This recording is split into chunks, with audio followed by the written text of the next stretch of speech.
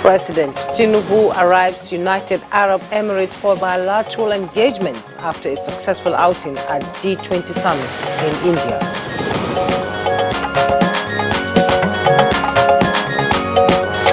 Many missing as boat mishaps claim 42 lives in Niger and Adamawa states.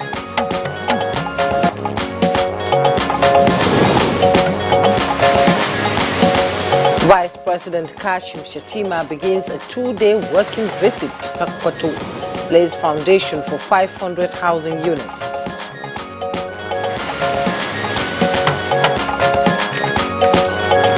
And on Good Morning Nigeria today, we shall take a look at the renewed hope agenda and the task before the Minister of Humanitarian Affairs and Poverty Alleviation.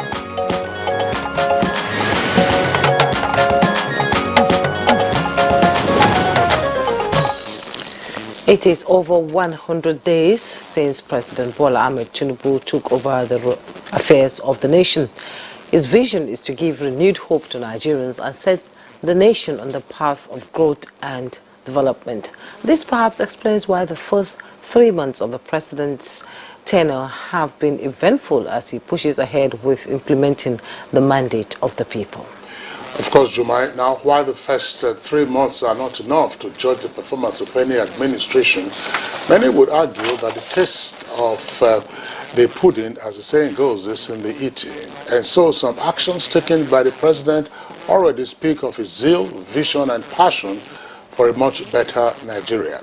Now the citizens are keeping a tab on the government to ensure that they, the citizens, get value for their votes. On Kingsley, the appointment of ministers and assignment of portfolio by the president has further highlighted his desire to deliver on the mandate of the people. Yeah, you will call the waiting game, anxiety, permutations and excitement that trailed the nomination, clearance, confirmation and swearing in of ministers. 45 eminent Nigerians were drawn from various parts of Nigeria and with diverse experiences and training. Now, one of the key ministries that has direct impacts on the most vulnerable in the country is the Ministry of Humanitarian Affairs and Poverty Alleviation.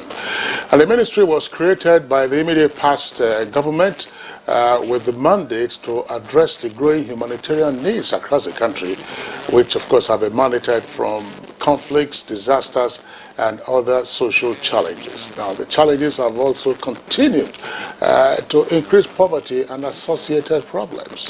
And the ministry, since inception, has been trying to carry out its mandate of administering various government interventions to internally displaced persons, victims of attack and conflicts, and managing social welfare programs as well, which is aimed at alleviating poverty among the most vulnerable and poorest of the poor. Although much has been achieved, there's still a lot to be done to take care of victims of disaster and many IDPs who are yet to return to their homes and to means of livelihood. Now, to ensure that the ministry achieves its mandate, President Bola Ahmed Tinubu appointed a young and vibrant lady who previously demonstrated passion for the poor and vulnerable in her professional duties and other public appointments. Now, she's Dr. Betta Idu, a medical doctor turned politician, who today is the Minister of Humanitarian Affairs and Poverty Alleviation.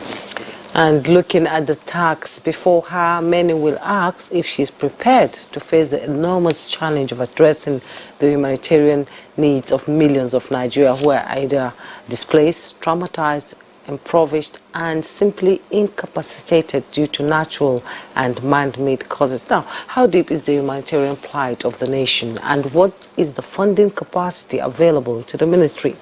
Without a concrete social register, how can the minister deliver on her mandate? What is the level of synergy among relevant MDAs towards meeting the objectives of the ministry? Juma, you've raised very many pertinent questions there. And also to add, what is the level of collaboration and cooperation between the Ministry of Humanitarian Affairs and the local and international support agencies in addressing the challenges of the poor and displaced? And what is also the level of transparency and accountability in managing the resources available? Now, does the ministry have trained manpower to deliver on its broad range of mandate? All these questions and more we intend to deal with as we examine the renewed hope agenda and the task before the Minister of Humanitarian Affairs and Poverty Alleviation, Dr. Betta Edu. This is Good Morning Nigeria on the network service of the NTA. The first for the week. I am Jumma Yusuf. We are live in Abuja. We are back for an eventful week in Kingsley. I am Kingsley Osadolo. I joined my colleague Jumai to also welcome you to the program. And as you said, we hope you had a lovely weekend. They're great for sporting events, no question about that. And last night, tennis lovers were wowed by the record-breaking accomplishments of the greatest of all time, Novak Djokovic. But right now, let's welcome you more formally still to Good Morning Nigeria. And because of the program, we'll have our regular complimentary segments, news highlights coming up shortly. Business news will follow, and then newspaper review. Here is Olajide Bello, who has the morning news. Good morning, Jide. Good morning, Kingsley and Jumai. Good morning, Nigeria. Here is the morning news.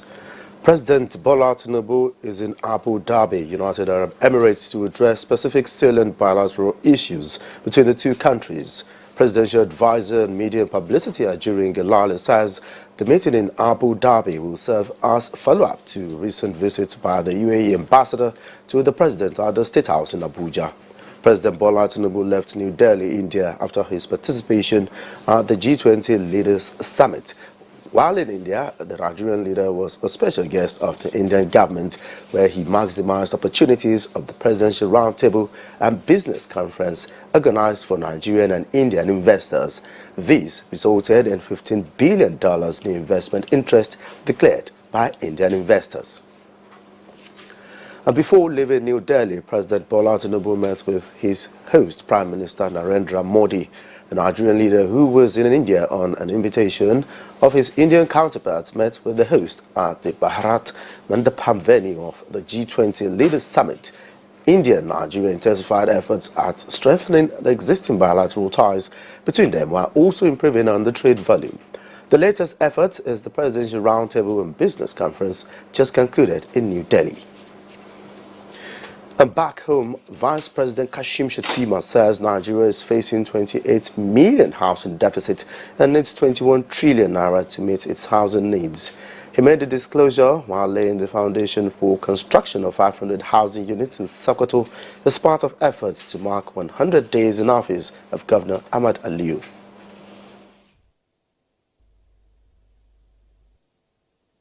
I want to commend Governor Ahmad Aliyu Sokoto for starting so well. Beyond the housing efforts, the administration has constructed so many urban roads and completed. My administration will complete the abandoned Salenke Estate project. It is so far so good under the administration of President Bola Tinubu. Former military head of state, General Abdulsalami Abubakar, gave the assessment when he played host to the Minister of Information and National Orientation, Muhammad Idris Malagi, at his country home in Mina.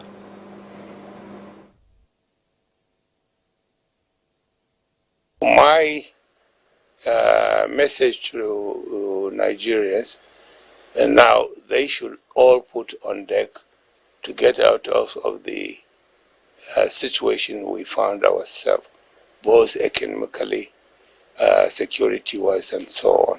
We want Nigeria to live in peace, and they commend Mr. President for all his efforts in ensuring that there is peace and stability in Nigeria. And you also know that the President Bola Ahmed Tinubu is always talking about using our diversity for prosperity. And that is the message that the elder statesman also echoed here. Nigeria is a very diverse country, diverse in every respect.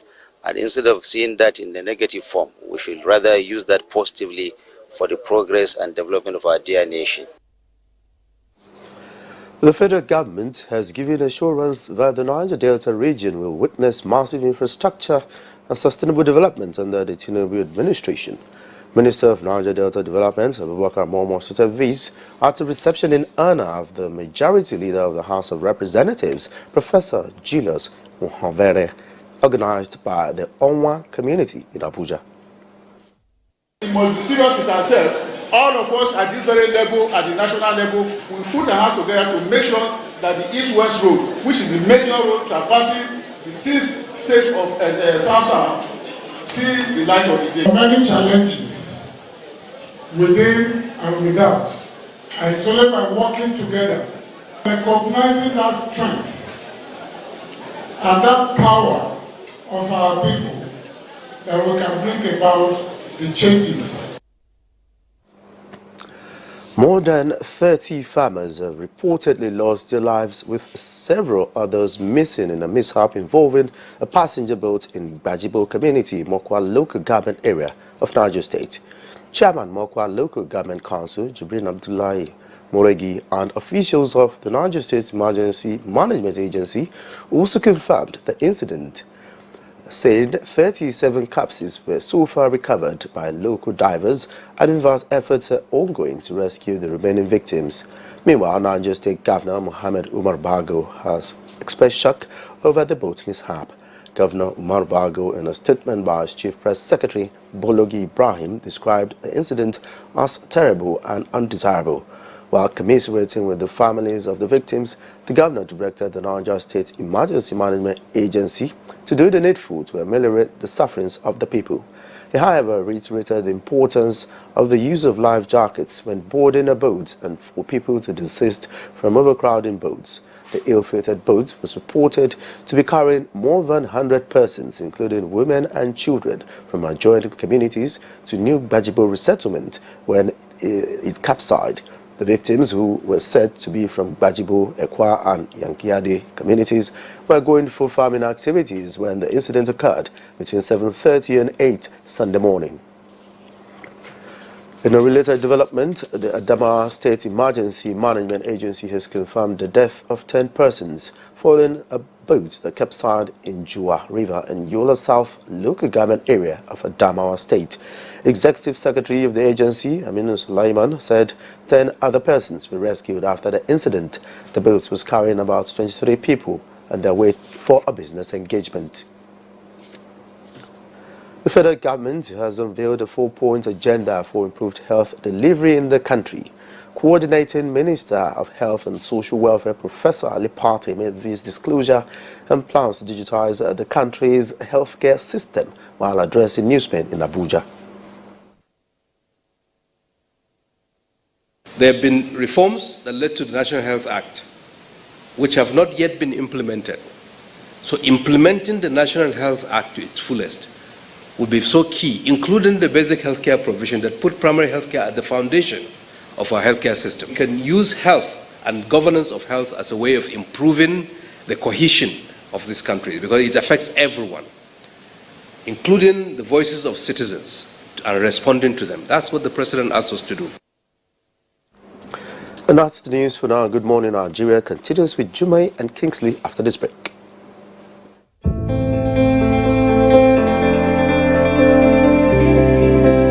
Fellow Nigerians, I made a solemn pledge to work for you, how to improve your welfare and living condition. It's of paramount importance to me, and it is the only thing that keeps me up day and night.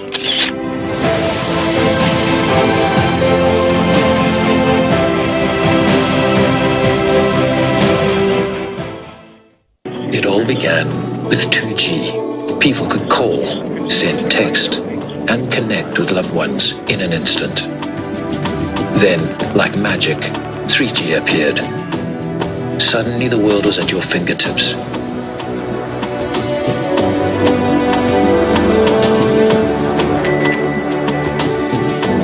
You could surf the net, share videos, and download your favorite songs.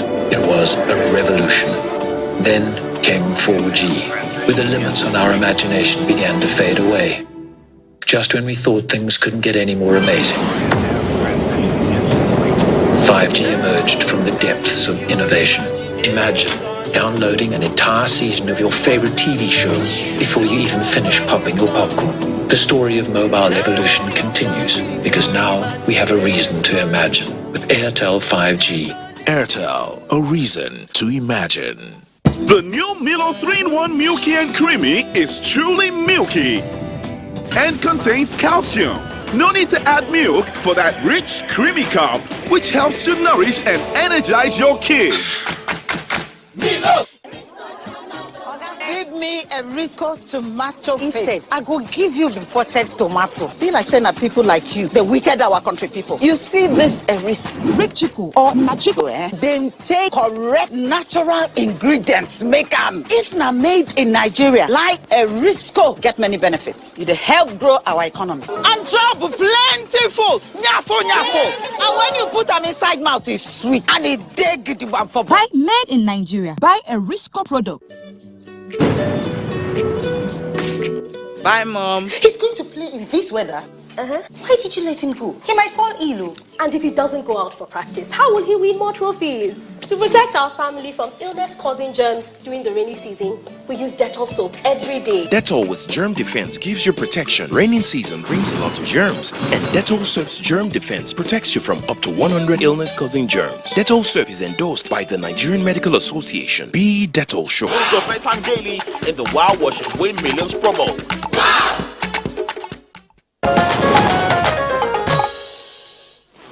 You're welcome back. Micro, small, medium enterprises are the major catalysts that drive the economy, and they deserve every attention to keep stimulating the economy, but some hurdles still hinder their optimal performance. Alika Okpanachi reports that investment analysts are offering some tips that will help address them.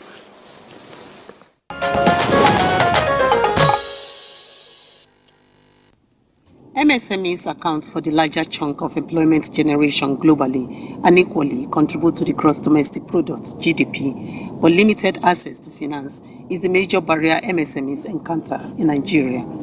An economic analyst and development researcher, Adefolari Olamilekon, says unregistered businesses, which are very many in Nigeria, does not have access to funds. He remarked that the endless benefits like unlimited employment in the sector is an asset that should always be treasured. Check the last data that the Association of Small Businesses said. They say over 25 million SMEs have died in the last 5 years. That means there are no more existing. So now most of them also belong to women. So what should the government do? Government have been throwing money at this particular sector for a very long time and is not getting initial results. So they should renew or review how they give out money to businesses today. And again, in terms of government sponsoring them or government giving them that presence or that ability to give them money to fund their businesses, government should go beyond just giving them unconditional transfer or unconditional cash, what they normally do. But they should give them sustainable things, sustainable income. There are basic infrastructures that a basic SME need. A road, electricity, and quite a number of things. So if this money you want to give to MSMEs, we use it to at least build better roads, supply enough electricity, I believe it would go a long way. They call for stronger policies that will protect and strengthen MSMEs in Nigeria. With Business News, Alika Okpanachi, Arua. Thank you very much, Alika Okpanachi Arwa, for the business news package. Coming up next, newspaper review.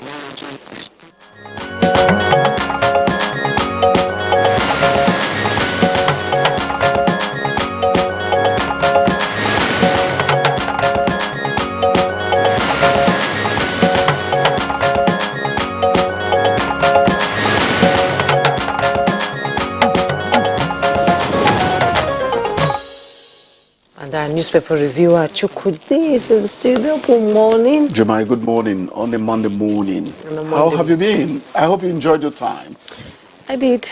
Good. Kingsley, how are you too? Absolutely great. Good morning. Feeling great. Look, I never said good morning, Nigeria on this show. It doesn't occur to me. Oh, okay, good you can say it now. Nigeria. Yeah, you can say it. Well, we have some papers to review this morning, and they are not much. Some have not arrived, but we'll take the ones we have in right now. And I'm beginning with the Punch newspaper above the masthead. Banks' bad loans hit 478 billion naira amid economic downturn. You find the details on page 19. And states get 1.51 trillion FAC allocation in 6 months. That's coming from NTA. You find the details on page 19. FG, foreign airlines meet as flight disruptions worsen. Find the details on page 29. And just below the masthead, National Assembly polls tribunals to decide 400 cases end sittings. You find details on page 2 with riders, 7 Delta reps, orders to no fate this week. Tribunal sacks Kano NMPP lawmaker, Imo PDP rep. And Plateau governor gets verdict today as tribunals decide poll participation in more states. And going down the Punch newspaper, 24 dead, 30 rescued in Niger boat accident. Details on page 5. NDLEA seizes 399 explosives, illicit drugs, grandma and others arrested. Details on page 5. INEC slams briefcase political parties. Find the details on page 8. And the picture story you see there happened over the weekend. Morocco earthquake victims rises to 2,122. Children worst hit. You could get to find all the details on page 8. Kinsley. Okay, we also have the Nation newspaper. Above the nameplate says Niger coup. Jigawa, Katsina and border towns in dire straits. Acquisition of banks, CBN Deputy Governor quizzed. United Nigeria 6 slots into London, Dubai and other routes. NDLEA intercepts Kaduna-bound explosives. As NDLEA and explosives.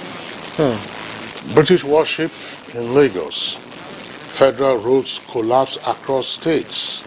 VP directs urgent action on Jalingo-Yola Road. Governors seek Umahi's quick intervention. U.S. scientists develop artificial kidney. Wheat production gets $163 million boost. Tinubu strikes multiple deals with Germany, Korea, and India. World leaders pledge more interest in agriculture, fintech, education, and defense.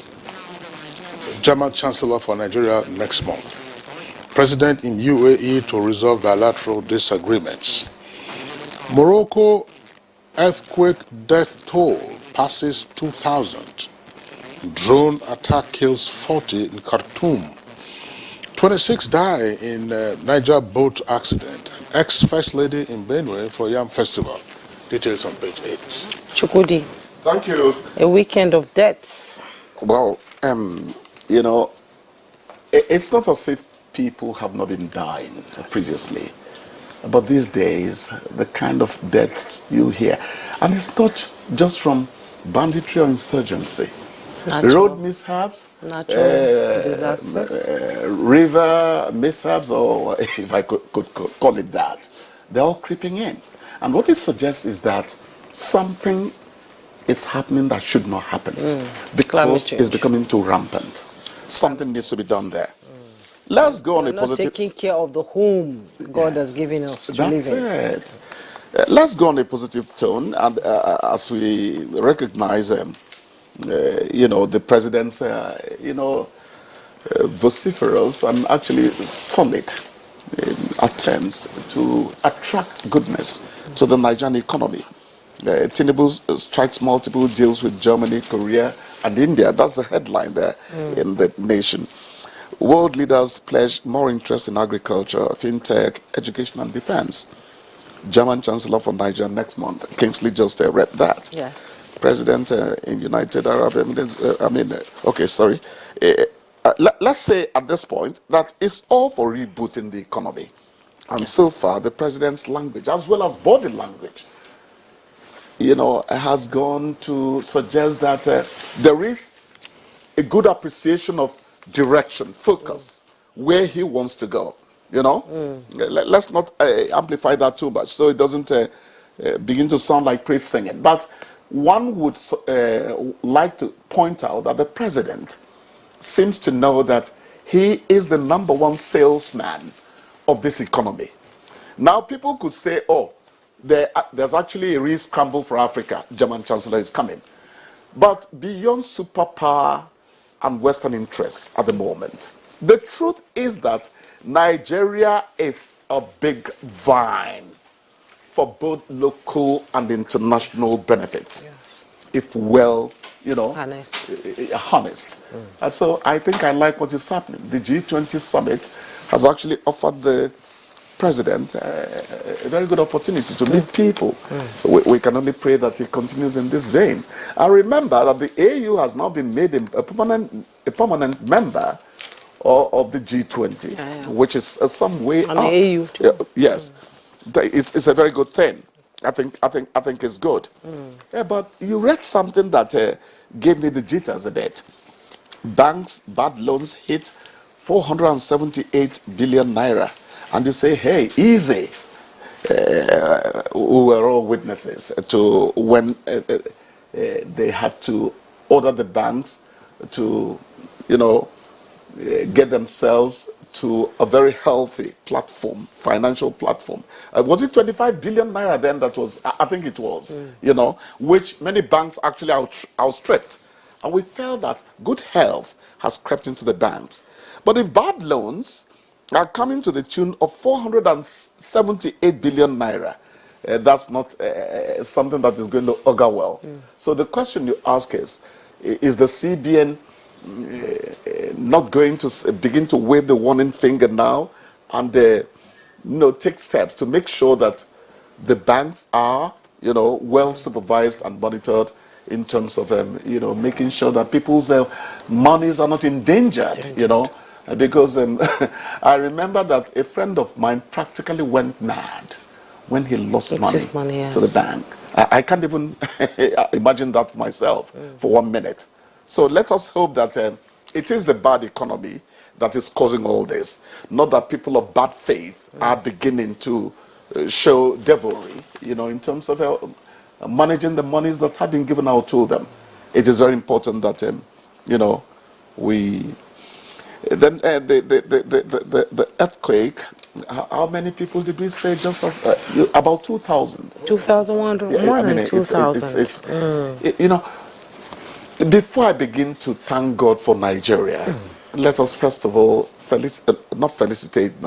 empathize with fellow humanity over tragedy that wasn't preventable. Nature would, of course, roar from time to time. You know, that is exactly what has happened now.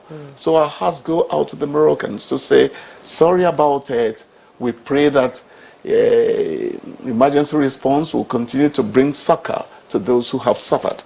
The dead are gone. And whatever government needs to do, and the international community too. Yes. Aid has been pouring in, you know, to help people in distress. It is really something that that leaves a sour taste in one's mouth. But then nature is nature. And I was saying about Nigeria. Thank God for Nigeria. Thank God for Nigeria, except for man-made disasters, just like we've seen building collapse disaster, now. Corruption is the leader. Building collapse, 2 sisters killed in Ogun, building collapse. It's becoming rampant these days. Somebody is not given specifications for raising a solid building. Exactly. You know, to buildings that need to be fortified. This on this program. Kingsley did a very in-depth one on building collapse in Lagos the other time. Yes, he did. And it is something we have to really bring a lot of supervision. Over the past 2 weeks, buildings have just been collapsing left, right, and center. Something needs to be done. To appreciate what has happened in Morocco, and if we also remember, earlier this year there was an earthquake in Turkey, and thousands of human beings also died. Now in Morocco, it's over 2,000 and counting. And you saw how structures just collapsed into rubble. Now, one way for those who do not understand what an earthquake is to say, okay, you are familiar with building collapse in Nigeria. On the street, for instance, in Garki, here we saw one building collapse. So just imagine that on the street, you are having several structures collapse on several streets, rows upon rows. In several urban areas or several suburbs. You are having structures collapse. That is what you see when an earthquake occurs. Not just one structure failing on one street and everybody is going there to go and be an eyewitness. No. It's several, even yourself who is going to be an eyewitness, you'll be lucky if you don't get trapped. The ground is shaking under you anyway. Absolutely. You have no time to and you remember we had witnessing disaster. We've been having tremors around this Abuja a few tremors, yeah, but still, so glad we've made it up to this point. Kingsley, I was thinking, could it be that plate, you know, stretching from Turkey, perhaps also has a link with the Morocco thing? Because there's a pattern in terms of the fault lines that lead to this. I think seismological data and other experts would deep dive into all of that. But this happened around the Atlas Mountains. Earthquakes are not common occurrences on the African continent. I mean, from time to time you do hear of that, but you know the so-called Pacific Ring of Fire around Indonesia. That's where this is most common. But it's Aceh, those regions. You know. That's what caused the tsunami. Early 2000s. Unfortunately, there is no scientific way just yet to predict when an earthquake is going to occur, the precise time and location where an earthquake will occur. The earth's crust beats man's imagination. Absolutely. I want to draw attention to something, and I begin that with a preface. On Good Morning Nigeria, when we are doing our municipal review, we don't normally get into reviewing advertisements, except in the public interest. And that's why I'm doing this. Now, in the Nation newspaper today, there's an advertisement taken out by the Federal Capital Territory Administration. There was a news story much earlier, and it has to do with the payment of outstanding ground rents. What page is that? I have a copy. You have to start from page 51 and then ends on page 50. So it's quite huge, about 29 pages. Now, the payment of outstanding ground rent, I think the new minister or administration had said, look, if you are owing ground rent in Abuja, come forward and pay your ground rent. So this advertisement in the Nation newspaper has a listing of outstanding plots and allottees who have not paid their ground rent. It's quite extensive, but they say that the advertisement is to be continued. Now, payment of ground rent is one of the covenants in the certificate of occupancy that you are issued. Yes. It's quite extensive, and on and on and on it goes. I have two issues with this advertisement. Number one is the advertisement threatens that after 2 weeks from the publication of this advert, if you do not pay your ground rent, then your right of occupancy or certificate of occupancy will be revoked. After 2 weeks? After 2 weeks. You see, sometimes we give unrealistic deadlines. 2 weeks. If I'm a property owner, some of the properties are listed here in the central area. Towards the end, you have Asokoro, Garki, and Wuse. They are listed here, and it says to be continued. Unless, for instance, I subscribe to the Nation newspaper, the advert is not in the Punch. No, it's not in the Punch. The requirement could be published in 1 or 2 national dailies. If I don't have access to those dailies on the days that you have published, how will I know? Well, you can say, yes, you own the property. Why have you not paid your ground rent? It's your obligation. I am saying, assuming you are also not in the country at this material time, what do you do? No. Why don't you, two things, why don't you give an e-access to those whose ground rents are due? In other words, direct them to your website where they could click and say, oh, okay, that's my property, I haven't paid rent, this is how much information will spread. It will spread. And it is not merely by advertisement alone. Run jingles. You run jingles, run news stories, radio, multimedia, television, and then this social 2 weeks so media. that we don't get into problems. That they will say that, oh, you have revoked my CFO or my right of O in order for you to allocate the land to the land to somebody else. Look, 60 days, 90 days, we don't hurt anybody. So don't make all these unrealistic deadlines. 2 weeks, everybody will be running. Fire Don't brigade be approach. surprised. Assuming it is 2 weeks in reality, you are asking people to click on the remitter portal. You go there now, there will be congestion. Of course, yes. So that's why I said for public, And the it's network, for public interest the purposes. network is not always absolutely not always reliable. For public interest purposes. Look, I think the Federal Capital Territory Administration should revise this, create more awareness, have e-linkages where property owners or property holders in Abuja, wherever they are in the world, can access and say, oh yeah, this amount that is due to me. And they can also make their payments from wherever they are around the world. 60 days, 90 days will not hurt anybody. A fair window. A fair window. You create 2 weeks, and then the bottlenecks will come, and everybody, well, typical, not typical of us. That's why most things don't work, because that window is very important. Very important. Second one, I'm sure before, I know that our producer is already on our neck. Before we wrap up, I'm sure, those over the weekend, more especially yesterday, we saw history being made. Congratulations to the winners of this year's U.S. Open. Coco Gauff, 19 years old, 19. And this is the kind of model, for young persons around the world.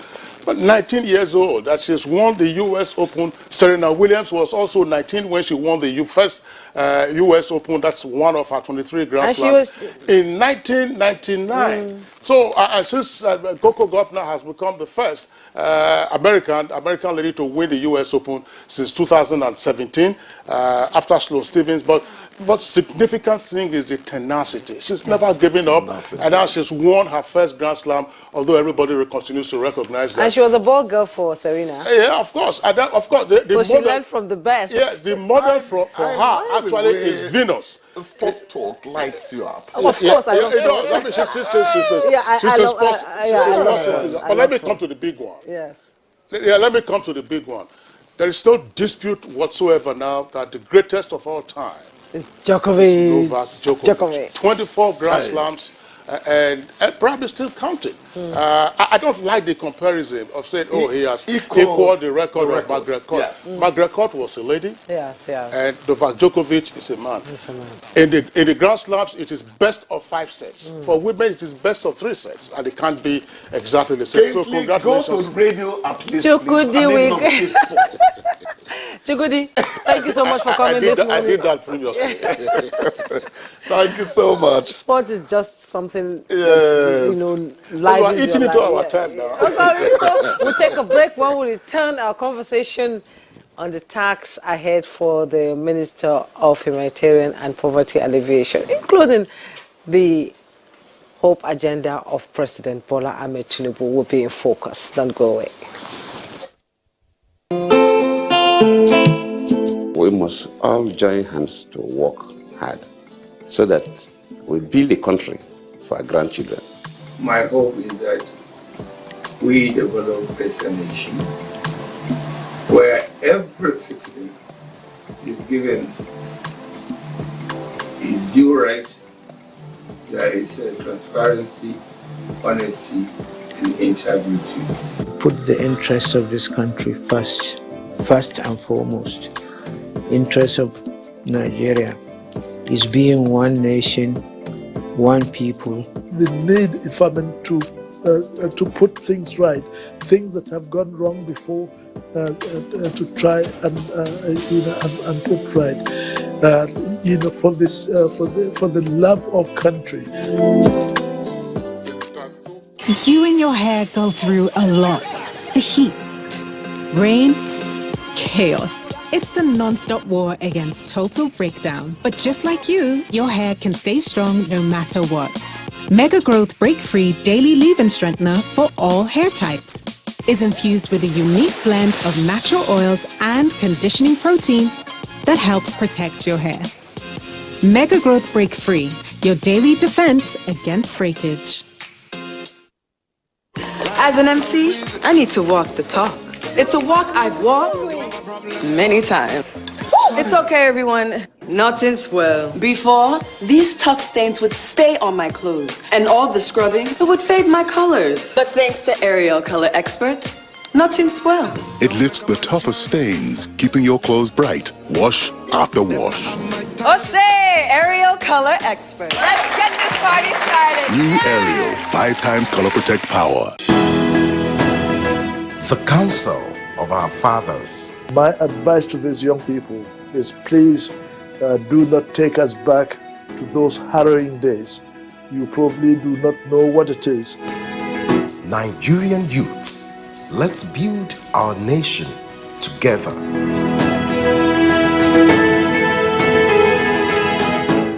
Something new is about to hit your imagination of TV. A brand new sundial with StarTime's inbuilt technology. New TV innovation with an inbuilt decoder that connects you to both StarTime's antenna and satellite signal. StarTime Sundial TV, you can enjoy over 300 local and international channels, 1 month StarTime's highest bouquet for free, automatic system update. More benefits, more affordable.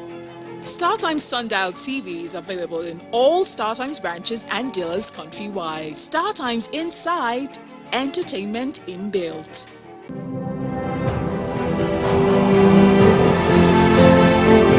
Fellow Nigerians, this period may be hard on us, and there is no doubt that it's tough on us. But I urge you all to look beyond the present temporary pains and aim at the larger picture. All our good and helpful plans are in the works. More importantly, I know that they will work.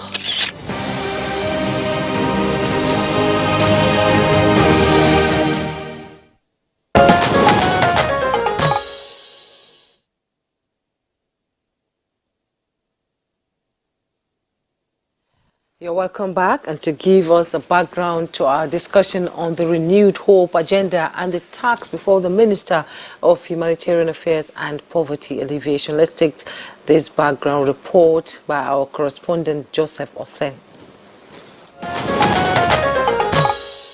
Presently, an estimated 8.3 million people need humanitarian assistance in Nigeria.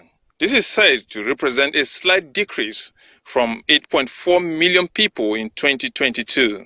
The number is based on reports from the United Nations Office for the Coordination of Humanitarian Affairs, where it highlighted insurgency, communal clashes, banditry, and some disasters like flooding and rising cost of living as the causative factors for the humanitarian crisis.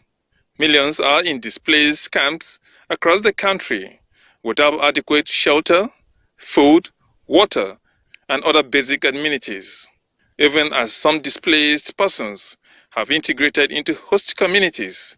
It has only added pressure on the few available resources in the affected areas. The situation is further pushing many vulnerable persons into poverty, with the National Bureau of Statistics 2022 Multidimensional Poverty Index Survey stating that 63% of persons living within Nigeria, that is, 133 million people, are multidimensionally poor. The attending consequences are possibility of increased violent crisis, criminal activities, and other social vices.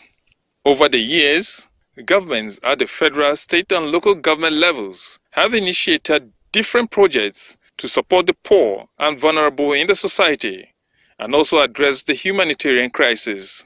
In most cases, the efforts are carried out through provision of grants, skills, and vocational training, distribution of food, and building of affordable shelter, among other social safety nets. But all these measures have not significantly reduced the humanitarian crisis and poverty index of the country because of the persistence of the causative factors, while the dwindling economic fortunes make interventions not far-reaching. 21st August 2023, President Bola Tinubu inaugurated his ministers, charging them to immediately hit the ground running, as Nigerians would not accept anything short of speedy results. The government says it has plans to put smiles on the faces of about 136 poor Nigerians by creating at least 10 million jobs and unveiling the Renew Hope Poverty Alleviation agenda. In addition, The federal government has rolled out distribution of palliatives to states and announced other measures to reduce the present hardship many are experiencing. Under the leadership of the new Minister of Humanitarian Affairs and Poverty Alleviation, Betta Edu, Nigerians are looking forward to a very proactive and robust engagement that will ensure proper management of humanitarian interventions and the migration of many people from poverty to stable economic fortunes. What did the minister find on ground to deliver on her mandate, and what new innovations is she bringing to the table? Are there more resources with which the task will be better achieved? What obstacles are there which must be removed to make result delivery possible? On Good Morning Nigeria, guests will speak on the Renew Hope agenda of President Bola Tinubu and the task before the Minister of Humanitarian Affairs and Poverty Alleviation. Thank you very much, Joseph Ascent, for that very elaborate backgrounder. And with us in the studios is the Honorable Minister of Humanitarian Affairs and Poverty Alleviation, Dr. Betta Edu. Honorable Minister, good morning and welcome to the program. Good morning. Thank you for having me. Good. We, of course, listened to the background report, and those who have been following your activities in the past week or so will also have appreciated some snippets of what task is before you. But tell our viewers on Good Morning Nigeria, Humanitarian Affairs and Poverty Alleviation, what is before you? A lot. Let me start with that. A whole lot. So first and foremost, the president has his 8-point agenda. And in this 8-point agenda, 3 of it are actually directly or indirectly under my ministry. I will start with the main one, which is poverty eradication. And that's why he changed the mandate and the name of the ministry from Ministry of Humanitarian Affairs and Disaster Management as well as Social Development to Ministry of Humanitarian Affairs and Poverty Alleviation, to put lots of emphasis on the SDG Goal 1, which says that by 2030 we must be able to completely eradicate poverty. And of course, part of his agenda, one of it, is that he should be able to eradicate poverty. Another agenda of the president is that he must create jobs. So this invariably is to eradicate poverty. When you create jobs, you are basically teaching people how to fish, that way removing them and their families from poverty bracket. Right. Another agenda of his is food security, ensuring that everyone can have food good enough to protect a nation. Of course, all of this are just within the same bracket of trying to keep Nigerians above the poverty line. Presently, we have over 133 million Nigerians that are affected by multi-dimensional poverty. Beyond this, about 70 million Nigerians are extremely poor, so they live below $1.95 every day. For the past couple of days, and that's what will go on. I will only take a break when I go for hunger with the president. That's if I can get the space of the enormity of work which we have to do. What we're going around to do right now is actually see what is on ground. What are we taking over in terms of the humanitarian space? What's the situation on ground? Presently, we have over 16 million Nigerians that are affected by humanitarian crisis, directly or indirectly. So the families are displaced. We have persons who are refugees in Nigeria. We also have persons of concern in different areas of Nigeria. Some of them, of course, are by natural disaster like the flooding, drought, drying of the Lake Chad Basin, as well as other natural disasters. And then the other ones are man-made, the insurgents, banditry, kidnapping, communal clashes, and the rest of it that occurs all around. Even the agitations in different parts of the country by some persons have tilted a lot of persons into that bracket of being affected by humanitarian crisis. So these persons, how do we respond to them as soon as possible and try to resettle them back into society, reintegrate them, and how can we prevent these things from happening? Because we cannot be providing solutions without preventing it from happening. If not, you will only be taking out people from this side, and then more persons will be coming in from the other side. And then, of course, when it comes to the issue of poverty alleviation, it's a whole expanded mandate. So first and foremost, how many people are poor? What are the causes of their poverty? Do we have a national social register for these people? Can that national social register be verified at the level of the community and the villages to say, truly, these are the people that should be receiving these interventions? Remember, there are lots of influences on the national social register. So what we're starting immediately from later this week is the verification of that national social register. We're sending people to every village in Nigeria. We are sending people all out there, every settlement, to verify that those who are listed in that state, in that local government, are actually the people who are on the ground there. Sometimes you find situations where you have persons who are doing well, who even have a job. They're on the list, while the persons who are sitting in camps, sitting in unofficial, unverified places are not part of it. I was very happy when I went to see what was going on in Borno. So first and foremost, there is that commitment of the state government in Borno to actually face it headlong. That's for me is a biggest plus. Okay. Right. Okay. And assuming office, you were giving briefs of what has been going on in the Ministry of Humanitarian Affairs, and we all know that humanitarian crisis in Nigeria is both natural and man-made. The Hydra-headed insurgency and flood, which is just around the corner, is beginning to happen. And apart from the brief that you got, what ingredient are you adding to the mix to make your job easy?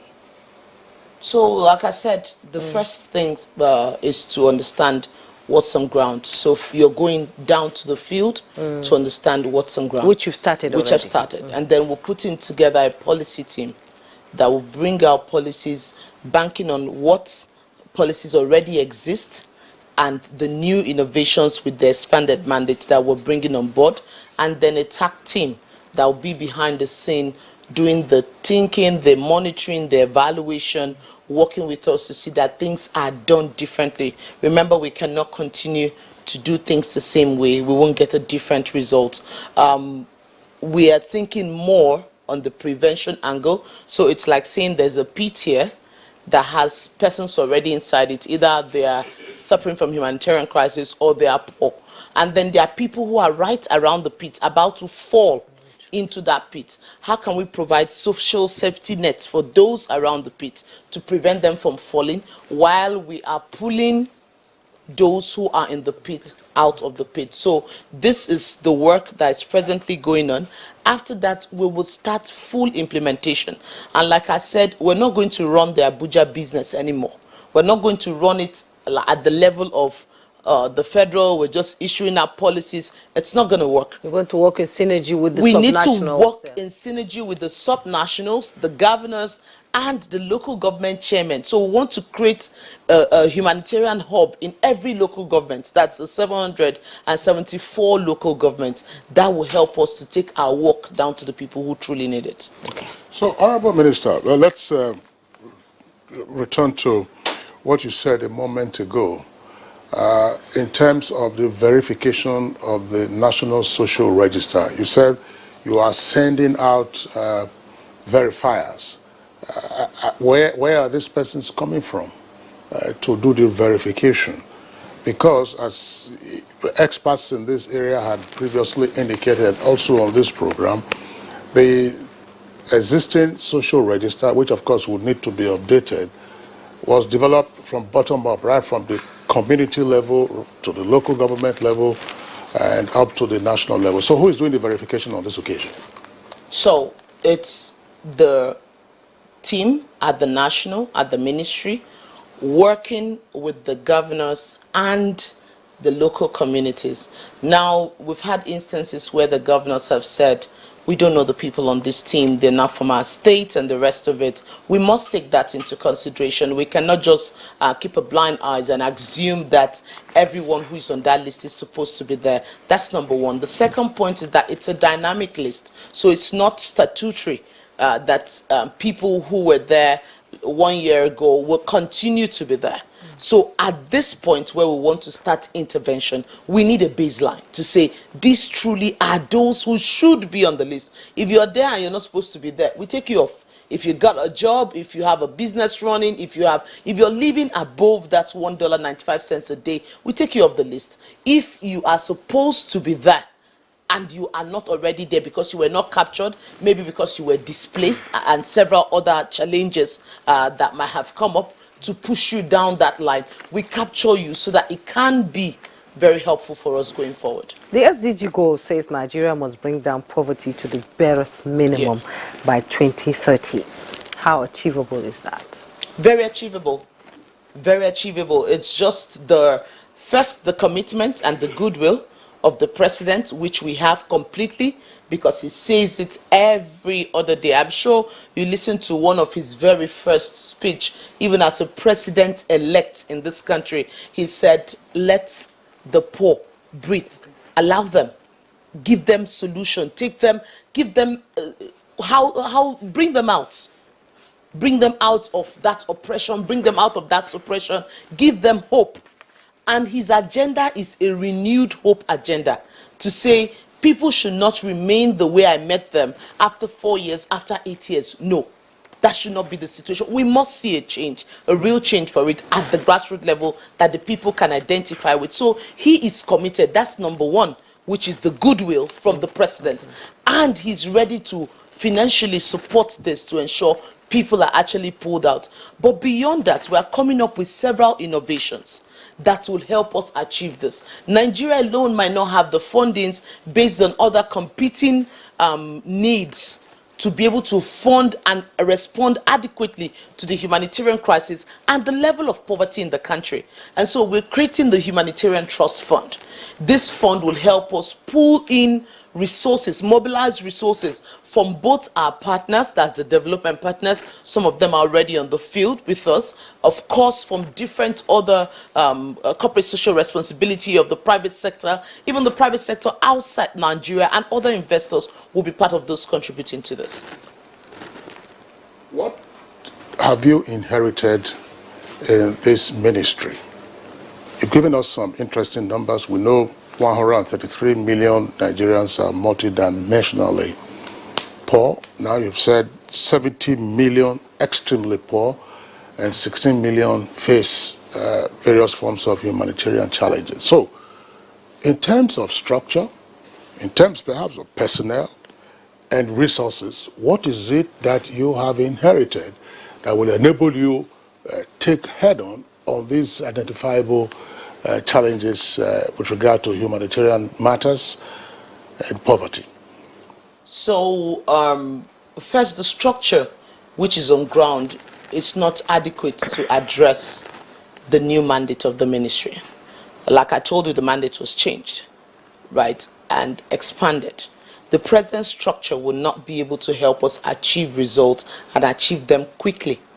The president has said Nigerians are waiting, and he wants to see speed. So if we're dealing with just the structure which we have, which is more like a national-based structure, it's going to be very difficult for us to reach the people who we truly want to reach. So in terms of number of personnel, staff on the ground, boots on the ground, we don't have enough persons. So that's even the beginning of job creation for us. The 777 humanitarian hubs will be providing jobs for at least there would be more than 4 to 5 persons in each of the hubs. So you can tell how many persons that will be. And then on the humanitarian angle, just the same way we have international partners, when they come in, they get people on contracts for 3 months, for 6 months, for 1 year, to be able to respond adequately to humanitarian challenges. We will do the same. We will not depend on only the few number of staff that we have to intervene. We'll have to get people on contracts. And then, of course, several other restructuring in terms of the departments that are working, the units, the technical assistants, the kind of technical expertise that we will be needing. We're collaborating with some of our partners, and they have agreed to give us some support, like the Bill and Melinda Gates Foundation, the UNICEF, and the rest of them. They are also going to give us some experts in these areas that will come to support us to carry out the technical aspects while we go to the field to implement. I asked that question also with regard to some of the programs that the immediate past administration enunciated and then implemented. Some would say in terms of evaluation with mixed outcomes. We had NPower, NHealth, at some point Trader Money, and more importantly, school feeding program. What's your attitude to those programs that went on before, and how do you intend to proceed therefrom? So we're relaunching. We're relaunching. One of the things we took our time to do for the first 2 weeks was to carefully study those programs and the results that they have and the impact they have on the common man. And we've seen lots of lapses, mistakes that were made, especially with the Empower. I think that's the one that had the biggest challenge as we speak. Several persons have said they were not paid from last year, October. A lot of complaints. In fact, my phone lines have basically been blocked with people's text message and sent calls every second on my phone. And once you pick the call, you just hear, I'm Empower from Katsina, I'm Empower from Kano, we've not been paid, you need to help us, you need to change the way this program is done, you need to reevaluate the program and all of that. And I'm listening to them because we have a responsive government that is proactive first and then also would listen to what its citizens are saying. So we're listening to them and we're telling them, again, like I've always said, a little patience. First and foremost, we're going through the books to understand why you were not paid, even when government had released some of the fundings for this. We need to understand that. And the payment process is a bit slow, so you have people receiving in tiny badges. 20,000 today will be paid. In fact, as at the second week of August, about 20,000 persons were being paid. And this is 20,000 amidst about 980,000 persons who are beneficiaries of the project. So it can't really continue like that. Yes. The same thing for the homegrown school feeding. Same thing for us. We're trying to win two things, right? And if we are trying to win and we're not seeing the results, then we have to change the strategy. So what we're basically doing is changing the strategy and verifying those who should be beneficiaries of it. And then, of course, coming out with new guidelines that can help us overcome the mistakes of the past. Most crises, women and children suffer the most, and there's a $270 million commitment from the United Nations Children's Fund and in partnership with Nigeria to set up a humanitarian situation room to monitor, prevent, mitigate and reintegrate people when they have humanitarian crisis. So that's another innovation which we're bringing on board. How is that going to roll? Yes, so when I came in, I tried to look for a way to understand from the level of Abuja how many persons are affected, who are those in, who are those out, what's the situation. And I didn't really get any response on that. And that's why I thought we really need a situation room so that we can know for certain these are the number of women affected, this is a number of children affected, this is what is affecting them, and this is exactly what we're supposed to be doing. Have we done it? Have we not done it? What's the impact on them? How do they feel it? How many persons can actually say for real that we've done this? I used to tell them in my team, I said the same way we were counting the number of persons who were affected by COVID, that's the way we're going to count the number of persons who have been lifted out of poverty. And we'll put it out there. It's not secret cult. It's not it should not be in the secret. Nigerians should know who has benefited, where they are, and be able to verify that these are Nigerians that have truly benefited from it.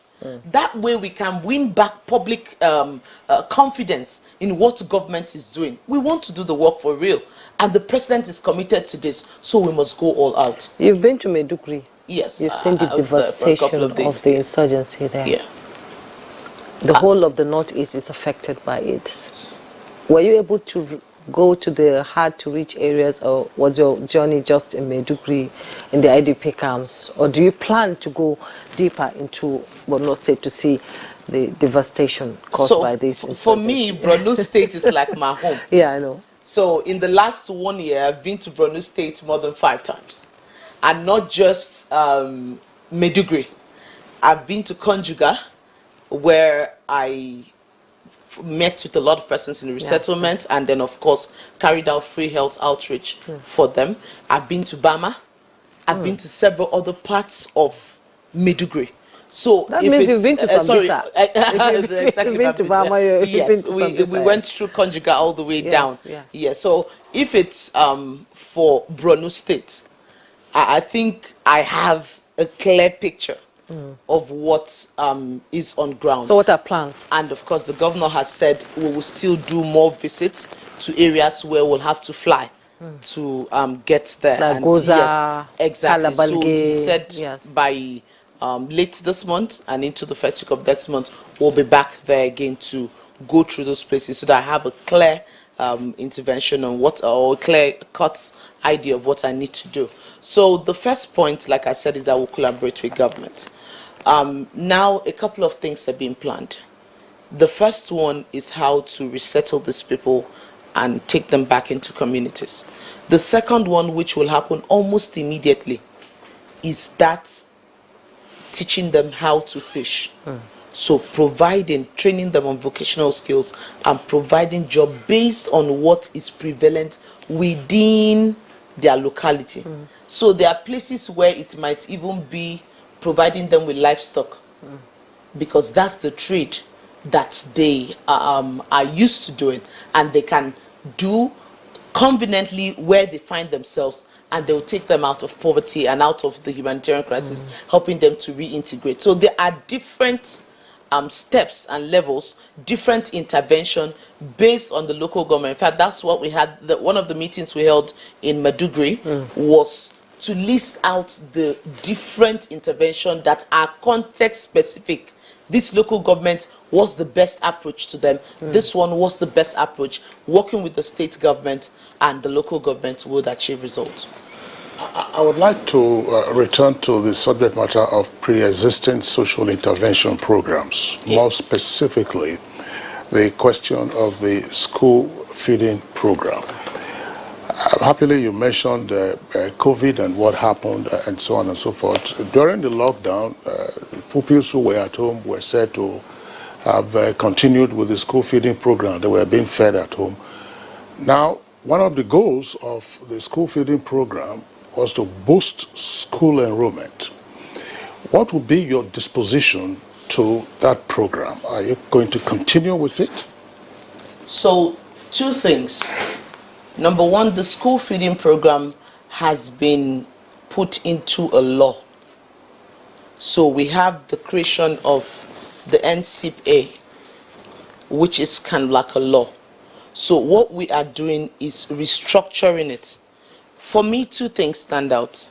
The first question is, we wanted to take or keep children in school by feeding them in school. How many children were we able to feed? Was it able to keep the children in school? As at the time the program started, how many children were out of school? At the time this new administration took over, how many children are out of school? That will clearly tell us if that is the way to go or we need to re-strategize. There are several other ways to keep children in school. We can give conditional cash transfers to their parents based on the number of children that they have in school. And several other ways to keep them in school. That's one. Number 2, looking at the nutritional aspect of the homegrown school feeding program. The question is, if you come to a child who is in primary 3, primary 4, primary 1, 2, 3, 4, to feed the child in school. Of course, they didn't have provision for the nursery and the younger ages under 5 and the rest of it. The question is, nutritional benefit at that point to that child is gone past the time. Let me explain this. Okay. I'm a medical doctor, right? The key period of a child is the first 1,000 days of life. And if you're not able to intervene within the first 1,000 days of life, the child's brain formation becomes very poor.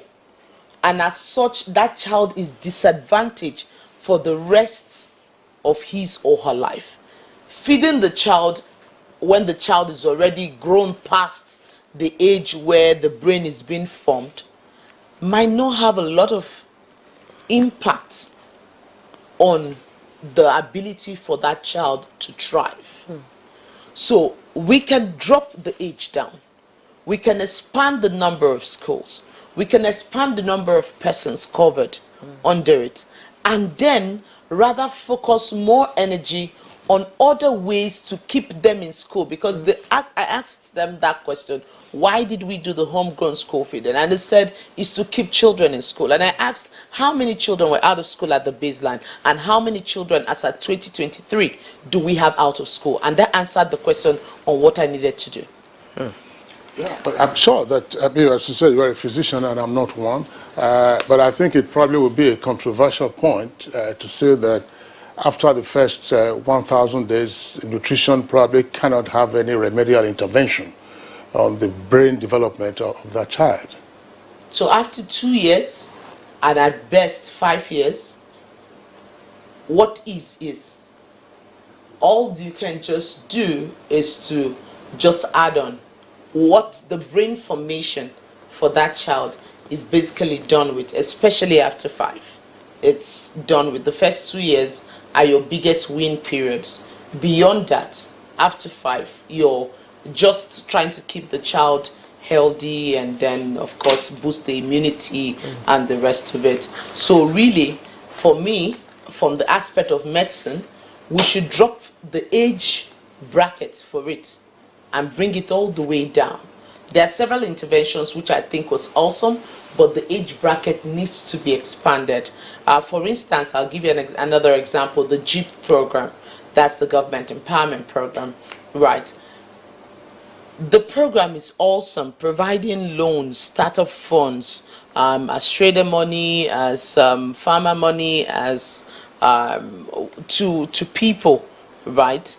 And then you put it within a very tiny bracket, meaning that persons who are in their 60s, 50s, late 50s, and the rest of it cannot benefit from it. These people are still people who have dependents under them. They're still people who contribute to the economy. So opening that bracket will actually absorb more persons to be reached within that intervention. So these are all things we are doing to reshape and restructure this program so that they can be more effective and we can see better results. Okay, thank you so much, Dr. Betta. We'll come back to you, but we have to bring in our other guests. And here in the studio, we have Isaac Obashi, Professor of Public Administration at the University of Abuja. You're welcome to Good Morning Nigeria. Thank you. Also in the studio is Mariam Owais, legal practitioner and socio-economic rights activist. Thank you so much for coming. Thank you for having me. Of course, Mrs. Owais was a special advisor on the intervention programs under President Muhammadu Buhari. I'd like to begin with you, Mrs. Owais. You listened to the Honorable Minister, you heard her passion, you see her coverage of her mandate areas. In your opinion, what should be the guideposts under this new administration? Well, I'd like to congratulate her first for this mandate. As she said, it's really big, you know, and I pray that she succeeds. She has all the capacity and the resources that is required. The challenge of the humanitarian ministry has always been trying to get the communities, the local governments, the states involved. It's a lot of coordination because constitutionally, the mandate to improve our human capital indices are squarely at the state level. So there has to be some kind of, persuasive collaboration between the governors and the minister. And then, of course, vertically also, there are many ministries that also are critical, like the education ministry, the health ministry, and getting those other ministers to sit down and work with her is going to be, with you, maybe I should direct. Those are the challenges that need to be addressed, that you need to, I feel, would be critical for success. The other thing is Nigeria is really diverse, really vast. So having monitors out there, having a very, very robust feedback mechanism is critical. Getting maybe CSOs, collaborating with them that are independent, getting even the security agencies, they were very helpful. I worked with the social investment programs for the first 4 years. I really can't say what happened subsequently, but I know that in the first 4 years, we had the SSS supporting us. We had the ICPC and the EFCC also supporting us based on reports we were getting, because no matter how hard you try and your passion, there are people out there that will be, trying to scam the whole process. They bring me down. So. Yes, and try to be funny. yes. And the other thing, just from what you picked up, putting names out of people who get social grants will be a challenge also, because the FOI Act precludes or prohibits naming people without their consent, having their names out there. What we did in our time, because the conditional cash transfers that are issued from the World Bank and the Abuja loot came also with community facilitators. There was a lot of training in local governments of people who would hold the hands of the beneficiaries. So we had a website, and we had all the names of those people. They visited them every week with their names, their phone numbers, their addresses. So those ones were on the website, and the doubters, and this is a problem, again, communication, people don't believe you, that you're doing all of this. There's too much skepticism when you try, but you just need to focus and plod on. They are the ones that they reached out to. We say, look on the website, check in this local government, in this ward, who is it that is responsible for certain beneficiaries, and they led them to the people who actually were receiving benefits. That sort of navigated around the law that existed. The other thing, of course, I feel is, even though you do see that a lot of the other programs have a problem, need to be structured or are not as bad as Empower. I think it should be borne in mind that the Empower people are the people who have phones, who are on social media, who are the loudest, but there are many people out there who don't have a voice, who can't reach out, and who are suffering and need to be addressed. So I would think it's those ones that should be actually focused on more than those ones who actually can reach out to you because they have the access to you. And the issue of advocacy, the issue of getting data, not just the social register. The social register, I believe, has been developed by the states. So verification will be happening again with the states, because they are the ones that know. The enumerators are there, they're in the ministries of planning, and they will know the communities. They held the focus group discussions, and clearly there needs to be weaning out. Then some have died. All that verification process is critical.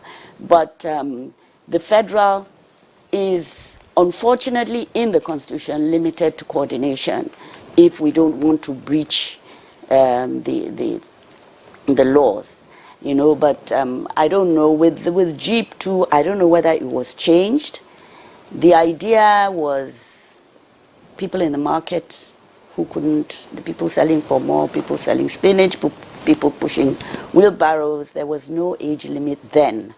So I'm a bit surprised to hear about the age. You know, there was a lot of data. I don't know if you're aware, in the Bank of Industry, they had up to geolocations, they had pictures of people who had the trades, and there was no limitation as to age, you know. And I think that data really assisted during COVID, because other states now utilize the information, and even the social register at the moment, there are over 50 different organizations who are utilizing the information. So I'm happy to hear that this verification is happening, because it's necessary. But I would think that the federal enumerators would be limited to federal capital territory, because they don't really know the communities. They can dribble them. The NOA also has a very large part to play, because they have people on ground in every community, and I'm sure that you have reached out to them to see how they can support you in achieving success. I wish you the very best. Okay, that's nice. Let's bring in Isaac Obasi. We've had interventions in Nigeria, like the National Poverty Eradication Program, National Poverty Eradication Council, and now the minister is saying that there's going to be a trust fund for emergency and humanitarian responses, you know, for flood, communal crisis, and all that. And talking about the social register, in other climes, it is functional. Like in America, people who are poor just get the check in their mail every month to be able to sustain life. Why is it so difficult to get a functional social register in Nigeria when we keep talking of lifting 133 million people out of poverty? How do we take them out of poverty? I have a lot of issues to raise rather than this specific question you asked me. After listening to the minister, yes, and listening to Mr. West, yes, who had a lot of experience in the past, issues are many. I mean, I love the passion, the energy. Let me start. You can't send somebody from Abuja here to go to the local government communities to verify. That is the wrong approach to go first. We need to get institutionalized a process that is there. When a minister comes with passion, those structures, processes will help her. If you go the way it's going to be, it is going to be cost effective, not going to be cost effective. We won't achieve anything. If you achieve, it will be at a very huge cost. Can we think of a model? I keep on saying this, and it works in Africa, some countries, where, for instance, if we are talking about, that would remind me of the question I will ask later, whether social development is still with the ministry.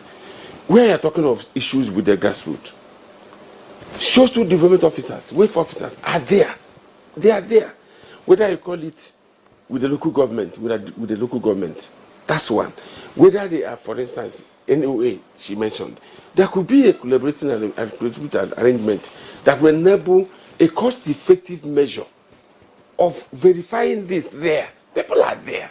We don't need anybody from Abuja to go to the group. People are getting me wrong. I never said anybody is going from Abuja to verify. We have KUMUS in all the local government. I said we are creating 774 humanitarian hubs made up of the village chiefs. Please, Honorable Minister, with due respect, I heard you. I think people are getting me. Nobody's coming from Abuja to any village. No, nobody. I heard you. I heard you very well. You are going to create a hub. I'm saying what exists on the ground can be utilized for this. That's the point I'm making. The KUMUS are on the ground. Okay. They're not coming from Abuja. Can we not forget Abuja? I heard you earlier. Can we talk about how we are going to get this to work? You need collaboration. You need cooperation. She mentioned these are intergovernmental relations principles that work. You are not going to jump it. Can we think about, let me say again, that your tasks are too enormous to even give it to a particular one ministry. They are too enormous. What she elaborated they are going to do is always touching almost many ministries. Here, you will know that from your experience of many discussions you have had in this room. So, but for her to succeed in certain areas, she knew structures that are effectively they can utilize minimally. She mentioned NOA. It may be a kind of what do you call it, MOA. They dedicate a staff. And that staff must be recruited from the community. Like what you say, in order to update that list, to know whether it's correct or not, verify it, it must be somebody in that place. Well, she talked about that is the first step to employment for the ministry. She made that point. I'm saying there are things on the ground. For instance, social development association people are calling, they made that appeal before ministers were appointed. Oh, let somebody who is a social development officer be appointed a minister. What is that? What are they talking about? That they are already on the ground. They're everywhere. I'm not pushing their argument, but I'm pushing the fact that every local government and the communities and the wards, you have things on the ground. For her to succeed with that passion and energy, she needs to key into those things that are there. That will cost her less. Her own budget is not going to be different from what the budgeted are going to do. Because if she goes with the way it goes, the budget should be, in fact, 3 times to even enable her to be effective. So let's her use those things on the ground to achieve things she wants to do. That will help her. That's about structure and process. Secondly, let me ask Honorable Minister, is the social development aspect of your ministry, is this still there with you? It is, was expanded. Okay. Because I know that Federal Minister of Health has added social welfare to it in the renaming of the names. Yes. I know that National Plan has a social development department. Yes. I know that Minister of Women Affairs deals with social issues. Yeah. But it is never enough. So it's like you already said, these are cross-cutting issues. If you see the first meeting which we held after the first Federal Executive Council on preparedness for flood, there were 4 different ministers in that meeting. Minister for Water Resources, Minister for Environment, Minister for Interior, I think 5 self. Minister for Interior, Minister for Health, and then myself. Excellent. So it's not like it's one ministry handling everything. This one does its part, this one does its part, so it's a collaboration. Excellent. That reminds me, the conditions you mentioned is very important. Yes. I don't know how far you can go getting those ministers if you're the one chairing it. They were there present, live. Okay, the ministers were in the meeting. Okay, who was sharing?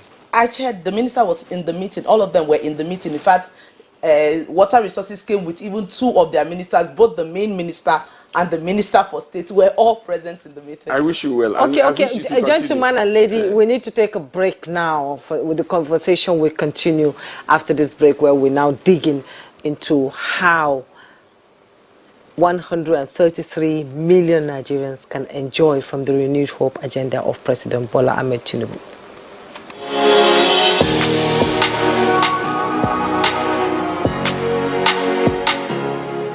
The job of making Nigeria great is my ambition, is my dream, to renew the hope of Nigerians, to really bring about changes that will promote unity, equity, stability, and prosperity for this country. It's not a one-man's job. It's a job of all of us.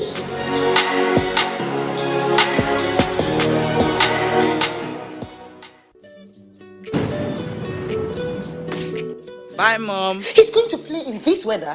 Why did you let him go? He might fall ill. And if he doesn't go out for practice, how will he win more trophies? To protect our family from illness-causing germs during the rainy season, we use Dettol soap every day. Dettol with Germ Defense gives you protection. Raining season brings a lot of germs, and Dettol soap's Germ Defense protects you from up to 100 illness-causing germs. Dettol soap is endorsed by the Nigerian Medical Association. Be Dettol Show. We are Inter-Party Advisory Council, IPAC. We are political parties. We are the pathway to political power. IPAC, in line with its core mandate, State is carrying out peer review mechanism for elected political office holders. Performance of the President of Nigeria, state governors, state and National Assembly members will be assessed comparatively. This will trigger healthy competition amongst our elected politicians to deliver dividends of democracy like good roads, good healthcare delivery system, good schools, full employment, security, and so on. This prestigious program will soon be shown live on television stations across Nigeria. IPAC, deepening and consolidating democracy.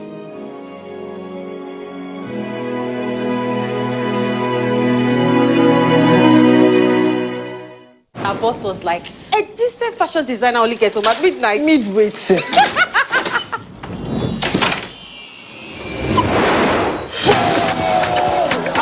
Man like Osimhen, Papa just the chop Italian league like Oha. These are real housewives of Abuja. Those women are fire.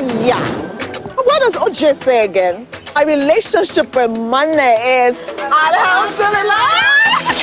Because they wear uniform, you want to treat people anyhow. Imagine this officer, I will clear out one line. Don't cost. Bruh, come on there. That's no matter. The biggest dragon for Westeros, now small picking face am, climb am, right am like Formula 1. Yeah, catch me. He found the gold and asked her for just shaking me piece of the pie, and she killed him for it. Obini, fair women, no. No one tells a story like we do. Showmax, Africa's original streaming service. The Council of Our Fathers. I will urge and advise our younger generation to use talent and brain to sort out problems, not arms. Nigerian youths, let's build our nation together.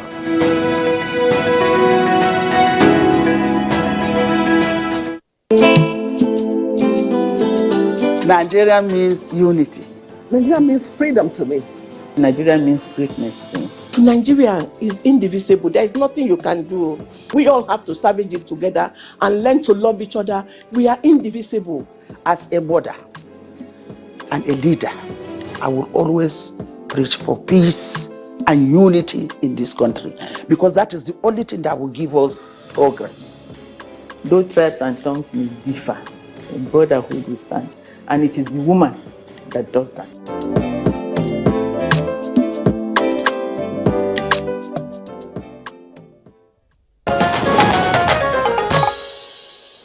You're still watching Good Morning Nigeria on the network service of the Nigerian Television Authority. Very interesting conversation that we're having here with the Honorable Minister of Humanitarian Affairs and Poverty Alleviation, having the opportunity of clarifying issues and raising doubts with respect to some matters. I want to come back to you, Honorable Minister.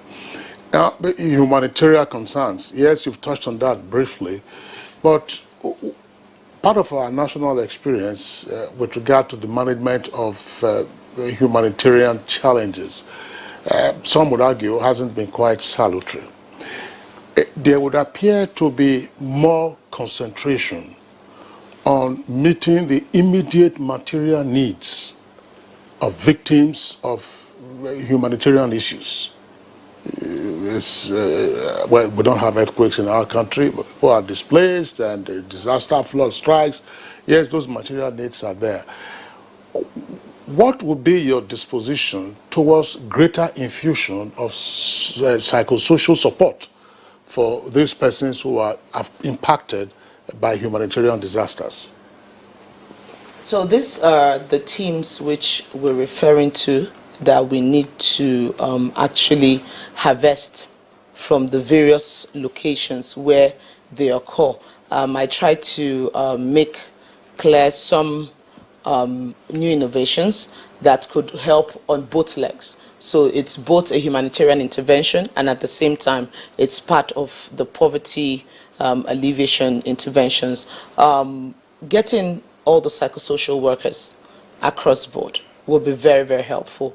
Remember, people going through humanitarian crisis, especially people who have been exposed to insurgents and the rest of it, it has that psychosocial effect on them. And so working with this team to help them through the recovery process is very, very important. That's why I told you earlier on that from those localities, we will be getting persons, both psychosocial workers, that's the social workers and the rest of them, on contract basis for 3 months, 6 months, 1 year, and if we need to be longer, depending on the humanitarian needs that they are supposed to address. But of course, one thing which I need to very well clarify is I started by stating that it's not going to be the Abuja business anymore. So it's not going to be Abuja people going to people's places and doing things for people at the grassroots. I stated very clearly that we'll be working with the governors, the local government chairmen, the village heads, community leaders, religious leaders, traditional rulers at the grassroots level. I was with the Shehu of Brno over last week, and I spoke passionately to him, and he told me the community structure that they have, that they can influence, that can help us through the verification process too, as part of those who will be monitoring and actually looking out to see that the right things are being done. Of course, she had a very wonderful suggestion mentioning the NOA.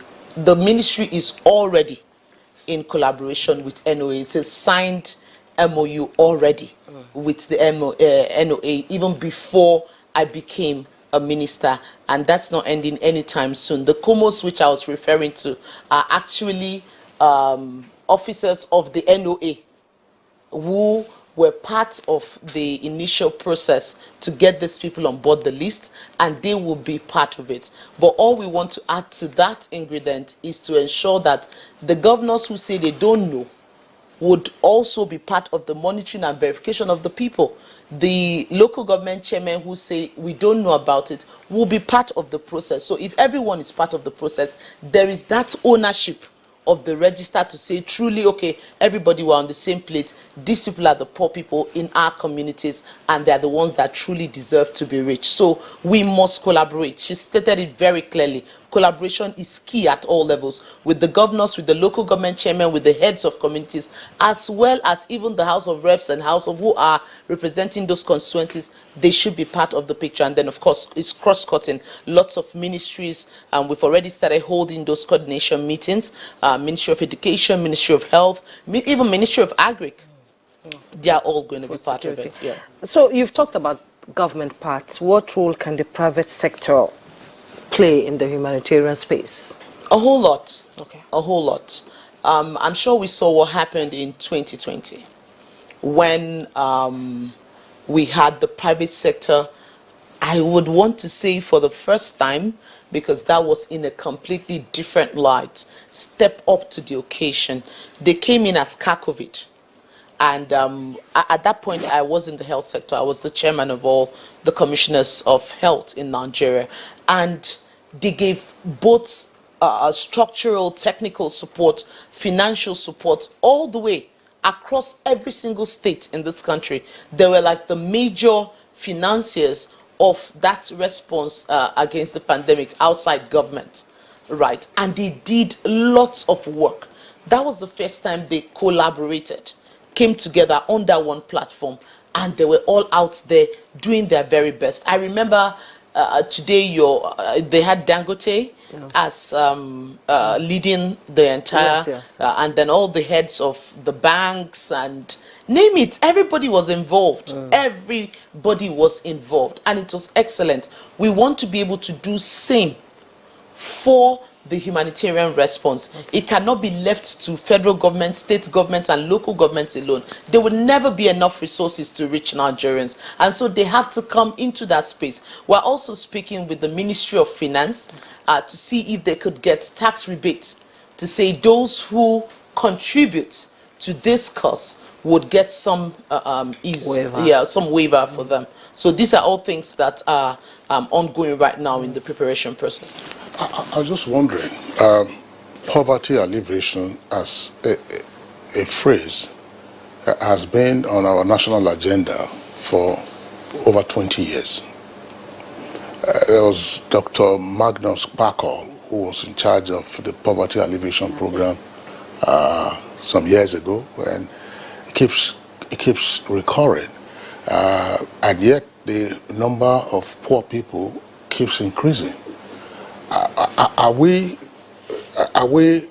likely to exit the poverty alleviation and then get into the realm of poverty eradication? I ask this question because many persons will be concerned.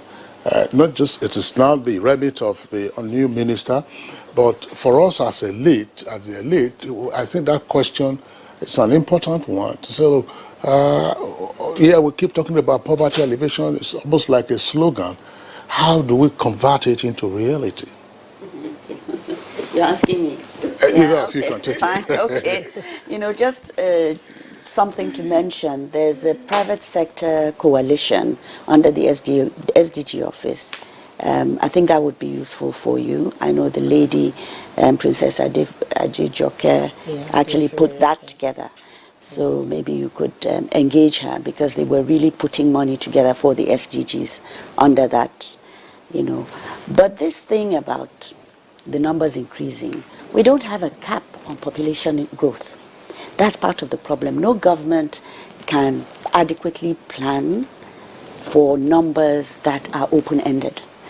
And this is one of the problems. And you know, maybe I shouldn't, I mean, it's very, very important that we are able to plan with numbers that we can ascertain.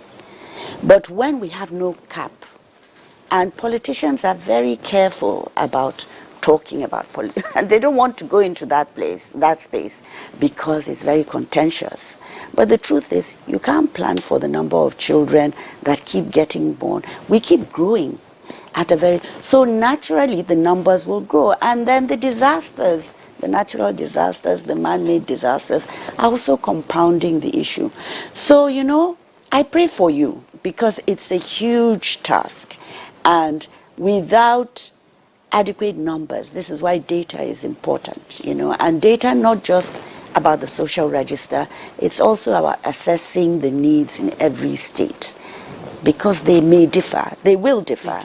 Yes, understanding what the issues are in every state, and then getting the people in that state to engage with you, and setting up teams, building their capacity to be able to engage with the issues, and prevention, as you mentioned, very, very important. You know, this is part of the problem. Yeah, she touched actually what I wanted to say, but let me put it in a different way. If poverty alleviation interventions have been on and on over the years and have been achieving some marginal increase, the things that are generating the poverty, she mentioned part of the disaster, man-made disaster and other issues, are increasing in geographic proportions. Geometric proportion. So check it that way. It's not that the poverty alleviation programs are not actually making some impact, but the generation of the poverty itself is huge and huge every single day. And of course, the population explosion she mentioned is also a factor. But let me say this. I want to talk from the point of view of humanitarian, because our job, humanitarian issues alone is enough, but they are going to put a lot of emphasis on poverty. Humanitarian issues are also escalating day by day. I learned the disaster management, NEMA is off your listing of the agency. One of the agencies is no longer with you. Is it? So the coordination is still there. Excellent. However, the reports to... Excellent. So what will be the implication of transferring NEMA and the Northeast Development Sorry, let me take that off, because Yes, is actually under my mandate. Yes, because when I was discussing before we came in, I told, she said yes. I said yes, it has been moved, but that when you spoke, when you assumed office, you spoke as if it was still there. And that's what you confirm now. Excellent. Yes. I'm glad to hear that. Yes. That is an enormous issue. When you said people, which is a normal thing government say every year, people living on that area affected should go to higher ground. I don't know what that means. Because I know principles of humanitarian intervention will talk about helping people. And the assistance is mandatory. Those who are in need, humanitarian assistance is mandatory. So you have to help them. So if you say relocate on higher ground and I'm affected, higher ground, who owns the ground? Land is an issue here. Do I go there to stay? Am I secured? Am I free to use somebody's land to just shift? Even if I'm allowed, people allow me, oh yeah, I'm moving from affected area to higher ground. The next question is, am I going to just live there open? What is it that will secure me? It becomes a place that I can know I resettle. So I'm thinking in terms of long and lasting kind of solution that will now make these things resilient in a way that when the thing is coming, you have a place you can say, move over here. If they are the kind of makeshift settlement that United Nations organizations use in affected areas, fine. If they are going to be structures, fine. But there must be something to enable people, give them confidence to move the little things they have to move to higher ground. There must be something like that. And secondly, another principle of humanitarian assistance intervention is the principle of neutrality, principle of impartiality. I love the passion of, I know that Northeast Commission is under your ministry, it's an agency, but humanitarian issues are nationwide. So everywhere is affected. Before you came in, I used to tell my wife in the house, I said, Benue here, remove politics. Humanitarian issues are never aligned with politics. Because anybody in need must be assisted. That's the humanitarian law is there. Humanitarian charter is there. So what is happening in Benue is a full packet of the country. If we don't resettle people to go back with same passion we are doing in Northeast, it will affect them. We're talking about food security. Yes, that food security is very important. Because if they don't have it, the poverty we are talking about will be multiplying. And it's all over. So I want to see the principles of humanitarian intervention guide you. So that Benue is actually the capital right now in Nigeria. Excellent. Just like you mentioned. So there are other places so that those principles will guide you. So as you move with passion and energy like Skade, those who want to criticize will say, no, these are things, there's a principle following what she's doing. And it's important. For scholars, experts, or even those outside country, donors and the rest of them, that's what they're looking at. Are you following certain things that are, supposed to follow in doing this? Mrs. Wells mentioned the issue of laws that, try to restrict what you want to do. You see how you navigate those aspects of the law that can constrain you. But most importantly, principles of humanitarian intervention are enormous because year and year we have flooding. So we cannot just say relegate to higher ground. We must go beyond that good advice to begin to think about permanent solution to where people can settle for a while before they go back. So I'll just make a little comment on that. You're really very correct. Right now, like I said, the humanitarian capital, like where they have the highest crisis and need right now, it's actually Benue, not even in the northeast, and they have some pockets in the northwest and then down in the south, in other parts of the south, which we will be paying attention to. In the coordination meeting we had, and happily the Minister for Water Resources, the Senior Minister and the Minister for State were all present. And I told them, we need to become more engaged with this buffer dam thing. Right. Every year we can't wait and then there's a flood. We tell people move here, move there. There's a lot of challenges with that, just like you've pointed out. People don't want to leave their ancestral homes. People don't want to leave their comfort zones. They don't want to. So the best thing for us is to prevent it.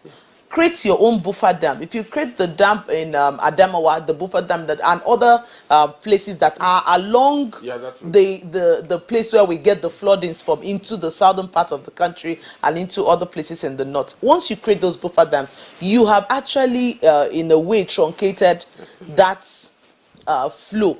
And they have it on their budget, like they said. And so those are things that they will give priority even with the supplementary budget. Is actually under the Ministry of Water Resources, but like you see, they are part of providing the solutions to reducing the humanitarian crisis and the number of people who are falling to poverty. So the ministry is kind of like cross-cutting, and we are not taking off the job of people. Instead, we would only give you a stronger push to ensure that you do your own job so that your people don't land on our plates as being poor. So if you help us and take care of your people, I've paid a courtesy visit to the Chief of Defense Staff and all the service chiefs. Just I think 2 of them are left, and this is to improve security, even the internal security. I'm meeting with the Minister for Interior so that we can go on to improve security. If we improve security, it will reduce the number of people who are facing humanitarian crisis and reduce the number of people who are poor, which will in turn increase their insecurity. So it's everybody doing their own job to make my own job easy. Yeah. So we've been talking about all these interventions and all that, and the social register.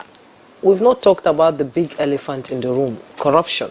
Oh, yeah. Yes, how do we deal with that to ensure that your ministry is able to function well without the distraction of corruption in it? So first, I think is to get a system and then improve on the controls. Okay. If you fix the system and improve on the controls, you have minimal leakages. But if you leave the system to be hell loose, anybody does whatever, gets away with it, and people are not held accountable to both the ministry and the public, then we will have that continue to thrive. I'm happy the president was very clear in his discussion to say you have to put that on the front burner, fighting corruption, because corruption will fight the work that you're doing. Fight you back. Yeah, to fight the work you're doing. So you need to find a way to ensure that you block all the loopholes, and he's ready to give that support and backing to ensure that the right things are being done. Just like you say, you might actually set out with a good intention, but there are people who are just sitting down. People have the very wrong notion about the ministry, to be very honest. So you're fighting with people's perception already, and they just feel it's I don't know how to put it. Exactly. Cash cow. Like you hear people say all sorts of things to you. All sorts of things, friends, foes, everybody says all sorts of things to you. And I'm like, no, it's not business as usual. And then you even see that amongst the staff within ministry and agencies under the ministry, right? They have this. I was at the office of the NEDC on Thursday. On Thursday. I was at their office, and it was a very hard one with them. Very, very hard one. And I told them, look, it's not going to be business as usual. Everybody needs to sit up. The president is not interested in excuses. He wants to see results. So before you mess the job up for me, who would have to excuse you and get people who are committed to it. And I also visited the Refugee Commission, and I spoke to them too, right? And all of that was just to motivate them and really change their attitude to work. A lot of work has been done, but more needs to be done, and we need to do it in a more coordinated manner. Okay. In 30 seconds, let's have your final words. In 30 seconds, please, Mrs. Owais. Okay, so I'd like to wish the ministry well because of the awesome amount of work that is before her, but it's also the most fulfilling thing that you'll find you ever do if you're able to achieve, and it's important to have structures, as you said, the controls, also the data, so that you can track what is going on. Not to believe everybody, actually have a backup on who to give you information, and not just one, as many as possible, so that you're able to nip in the bud, and you will see a lot of communication that may upset you. Just keep your eye on the ball, because there's a lot of skepticism out there, but you know what you're doing, and you focus. Time will tell. Okay, Dr. Isaac. Yeah. Sorry. She mentioned the relationship between input and output. She stresses output, and I'm glad that's the way to go. Yeah, that focus on output will help you to know how far you are going and how you are achieving your goals. And that means that right from the word go, even though you mention them generally, you still need a strategic document that gives you a roadmap. So all these things and how they are moving, you know. Yeah, because the work is enormous. I can imagine one person talking about humanitarian crisis, disaster crisis, poverty alleviation, so huge, an omnibus kind of thing at a time. So you have a direction. Those your thinking team should be able to get things done so that you know how to touch every aspect of this very important assignment that you have. I wish you good luck. Okay, Isaac Obasi, Professor of Public Administration at the University of Abuja. We thank you so much for your input and contribution to the conversation. Thank you very much. Mariam Uwais, legal practitioner and socio-economic rights activist. It's been a pleasure meeting you. Thank you. Yeah, it's been a pleasure. Thank you so much for coming on the program. And our Honorable Minister of Humanitarian Affairs and Poverty Alleviation, Dr. Peter Edu, we wish you all the best. Thank you. Humanitarian responsibility is huge before God and man. Yeah, so wish you all the best. Thank you so much for coming on Good Morning Nigeria. Thank you.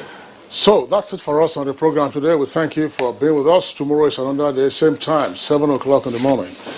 Until then, look after yourselves. I'm Kingsley Osadolo. And I am Jumai Yesoblu. Have a wonderful day.